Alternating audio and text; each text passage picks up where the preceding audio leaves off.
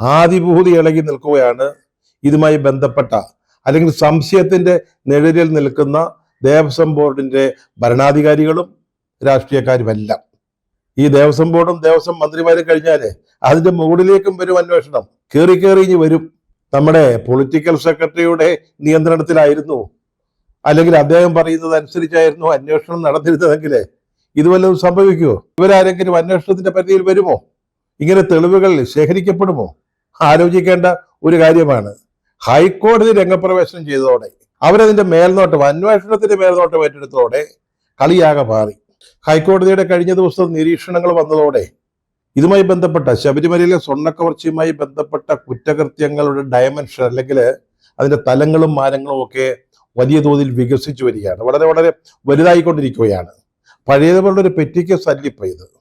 ഇനിയിപ്പം 3 കേസുകളുടെ അന്വേഷണത്തിലേക്ക് വരുന്നത്. ഒന്ന്, ഈ ദ്വാരപാലക ശില്പങ്ങൾ, അതിലെ സ്വർണം അടിച്ചു മാറ്റിയ കഥ. പിന്നീട് കട്ടിളപ്പടിമേലുണ്ടായിരുന്ന സ്വർണ്ണം ഇളക്കി മാറ്റിയ അത് വിറ്റ കഥ. ഇപ്പൊ പിന്നെ 3ാമതായിട്ട് ഇതിന്റെ പിന്നിൽ സംഭവിച്ചിരിക്കുന്ന ഗൂഢാലോചന, അതിനെ സംബന്ധിച്ച വിശദമായ അന്വേഷണം.